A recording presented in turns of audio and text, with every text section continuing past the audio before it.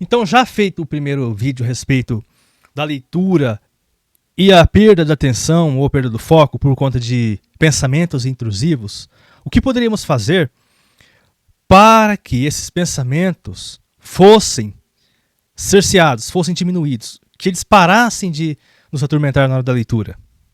Um passo interessante seria realizar leituras um pouco mais curtas, poderiam ser leituras de 10 minutos ou de 20 minutos. O primeiro passo é verificar se melhora isso. Focar no tema em que você teria mais afinidade, até que você treine a sua atenção. Isso já seria um passo interessante. E uma vez eliminados esses pensamentos, na hora da leitura, lembrando que pensamentos intrusivos, eles não têm nada a ver com as ideias do texto. Você está lendo um livro de literatura do Flaubert, aí tem ali na narrativa, Madame Bovary, etc, etc. Encontra a prima dela. De repente vem um pensamento que você quer comer melancia. De repente vem um pensamento sobre política. De repente vem um pensamento de um jogo que você quer jogar. Então esses seriam pensamentos intrusivos. Partindo disso, você iria já treinar a sua atenção e a sua leitura por conta dessas afinidades. O quê? Focar na leitura que você tem a proximidade, fazer uma leitura mais curta.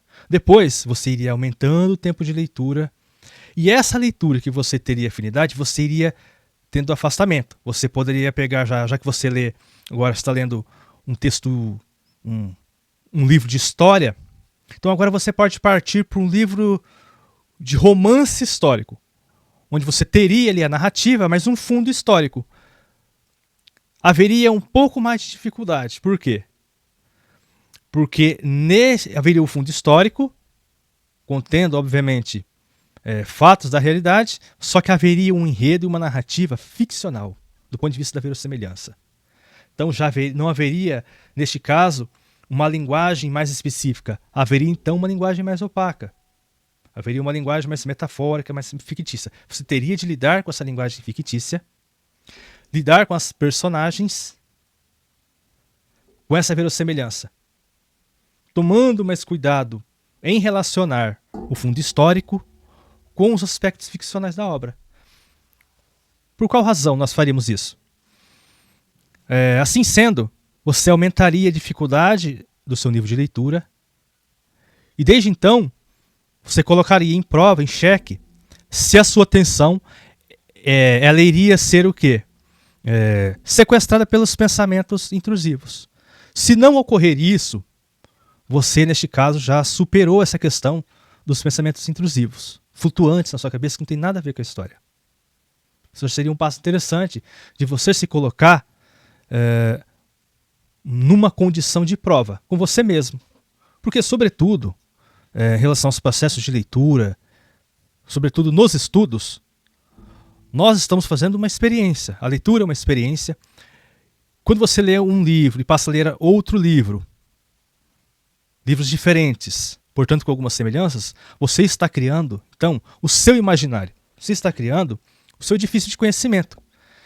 E para que esse edifício seja construído, não de maneira bagunçada, mas de maneira ordenada, com uma base, com fundamentação, você precisa realizar alguns procedimentos coordenados. Um deles seriam essas duas dicas que eu dei. Você realiza uma leitura mais direta, com uma linguagem mais clara, que seria no caso da história. E também, por outro lado, você passaria para um segundo nível, um nível de dificuldade um pouco maior, por conta da linguagem e da estrutura do livro. Mas ambos os livros são importantes. Significa que um é melhor que o outro? Não. Cada qual possui a sua função social na nossa sociedade. Então por hoje é só. Teria, claro, muito a se dizer a respeito da leitura e dos livros, mas vamos deixar isso para um outro vídeo, que, diga-se de passagem, um assunto bem interessante sobre história e sobre literatura. Qual a relação dessas duas áreas? É algo bem interessante para se poder entender. Então, sobre a leitura, de maneira bem empírica, o que eu poderia dizer sobre a leitura e os pensamentos intrusivos seria isso, por hora. Então, até o próximo vídeo.